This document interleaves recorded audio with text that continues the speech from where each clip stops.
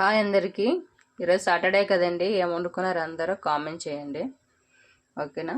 ఈరోజు నేను సాటర్డే కాబట్టి వంకాయ బంగాళదుంప టమాటా వండుతున్నాను. పిల్లలకి క్యారేజ్కింది. ఓకేనా. చూద్దాం కర్రీ ప్రిపేరింగ్. ఫస్ట్ కొంచెం ఆవాలు తీసుకున్నాను, ఆయిల్ వేసుకున్నాను, కొన్ని ఆవాలు వేస్తున్నాను. తర్వాత చూడండి పచ్చిమిర్చి, టమోటా, కరివేపాకు వేస్తున్నాను. ఈ కర్రీలోనే ఆయిల్ ఎక్కువ పడుతుందండి, కొంచెం ఆయిల్ ఎక్కువ వేస్తుంది. టమాటాలు మగ్గినాయి కాబట్టి మనం ఇప్పుడు వంకాయ బంగాళదుంపలు వేసేసుకుందాం. రెండు కలిపి వేసేస్తున్నాను. ఆల్రెడీ క్లీన్ చేసి పెట్టాను నేను. ఉప్పును పసుపు వేసి కడుక్కున్నాను. క్లీన్ అయిపోయాయి. చూడండి ఇంకా బాగా మగ్గాలి. మీరేం చేశారు ఫ్రెండ్స్ కామెంట్ చేయండి. దాంతోపాటు లైక్ చేయండి. నా ఛానల్ సబ్స్క్రైబ్ చేసుకోండి, నన్ను ఫాలో చేయండి ఫ్రెండ్స్. ఓకేనా. పిల్లలకి మీరేం చేస్తున్నారు ఫ్రెండ్స్? ఈరోజు శనివారం కదా, మా పిల్లలకి అయితే హాఫ్డే ఉంటుంది శనివారం అయితే. కానీ ఇప్పుడు ఎగ్జామ్స్ అవుతున్నాయండి. ఎగ్జామ్స్ వల్ల ఫుల్ డే పెట్టేస్తారు. ఒక్కొక్కసారి సాటర్డే డైలీ ఉండదు, ప్రతి సాటర్డే ఉండదు. ప్రతి సాటర్డే హాఫ్ డే స్కూల్ పిల్లలకి. ఈ ఎగ్జామ్స్ ఉంటేనే సాటర్డే కూడా ఫుల్ డే ఉంటుంది స్కూల్. అందుకని పిల్లలకి నేను పాప అడిగింది కర్రీ. ఇంకా చపాతీ చేసేస్తానండి. ఎక్కువ చపాతీ కదా పెడతాను నేను పిల్లలకి. చపాతీ చేసేస్తాను కర్రీ అయ్యాక. దీంట్లోకి ఇది బాగా మగ్గాలి ఫ్రెండ్స్. ఓకేనా. దీంట్లోకి మనం మసాలా ప్రిపేర్ చేసుకుందాము. ఓకేనా ఫ్రెండ్స్. ఇప్పుడు వంకాయ టమాటా అన్నీ మగ్గిపోయినాయి. బంగాళదుంప బాగా చూడండి. ఇప్పుడు ఇందులోకి మనము కొద్దిగా ఉప్పు వేసేసుకుందామండి. వంకాయలు అవి కండ్రక్కుంటుంటాయి. ఉప్పు వేసేసుకుందాం. సాల్ట్ వేస్తున్నాను. మీరు ఎంత కావాలో అంత చూసుకొని వేసుకోండి. నెక్స్ట్ పసుపు వేసేసుకుందాం. కొంచెం మగ్గినాక మనం మసాలా ప్రిపేర్ చేసాం కదా, మసాలా వేద్దాం.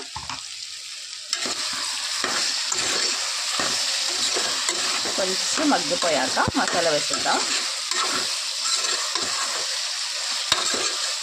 చూడండి ఆయిల్ కొంచెం ఎక్కువ పడుతుందండి, చూసుకునే వేసుకోండి. ఇది పేస్ట్ అండి. అల్లం, వెల్లుల్లి, కొత్తిమీర, కొబ్బరి వేసాను ఇందులోని. ఏమేమి వేయలేదు. ఈ పేస్ట్ వేస్తే ఈ కర్రీకి అయితే సూపర్ టేస్ట్ వస్తుంది. ఎందుకంటే ఆయిల్లోనే మగ్గిస్తాం కాబట్టి. కొద్దిగా వాటర్ వేసుకుంటే చాలు. ఎందుకంటే మసాలా కూడా బాగా మగ్గిపోతే కూర అయితే బాగుంటుంది. మసాలా అంతా మగ్గినాక కొంచెం వాటర్ వేద్దాం, అంతే, ఎక్కువ వద్దు. ఎందుకంటే చపాతీలో కాబట్టి కొంచెం వేద్దాం వాటర్. ఇదైతే ఈ మసాలా వేసాం కాబట్టి మగ్గాలి కూర. మగ్గితేనే చాలా టేస్టీగా ఉంటుంది. తర్వాత మగ్గినాక కారం వేద్దాం ఫ్రెండ్స్. మసాలా బాగా మగ్గింది చూడండి, ఎలా బాగుంది. ఆయిల్లో మగ్గితేనే కూర అనేది టేస్ట్ వస్తుంది. ఏ కూర అవని, చికెన్ అవని, మటన్ అవని, ఏమవని, కానీ ఆయిల్లోనే ఏమైనా మగ్గితేనే దానికి టేస్ట్ అనేది సూపర్ యాడ్ అవుతుంది. ఇప్పుడు మనం కారం వేసుకుందాం.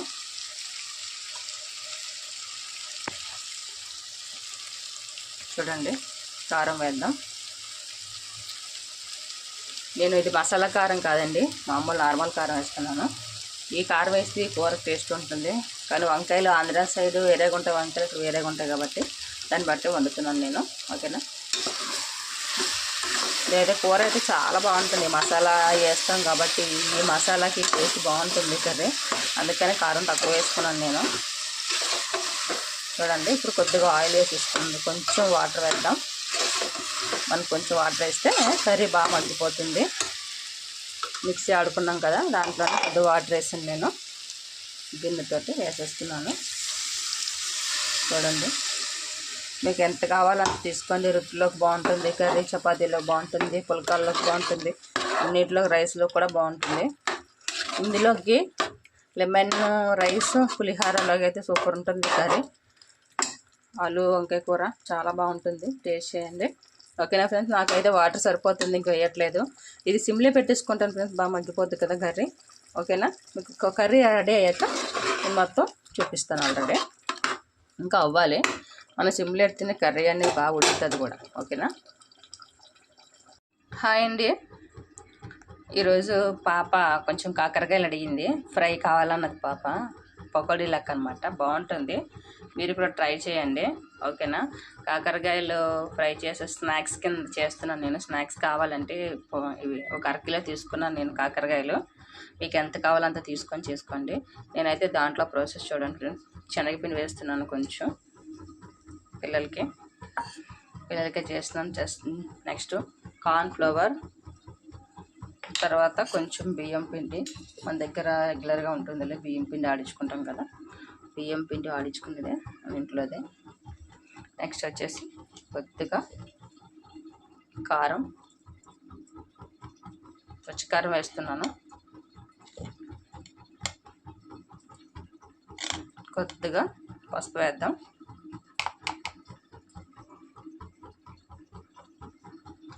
తర్వాత కొద్దిగా సాల్ట్ అయితే చూసి వేసుకోండి, నేను చూసి వేసుకుంటాను. ఇదంతా కొద్దిగా వాటర్ వేసుకొని కలిపేసుకుందాం.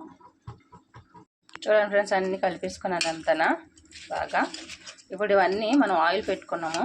ఆయిల్ పెట్టుకున్నాక తర్వాత మనం వేపేసుకోవడమే.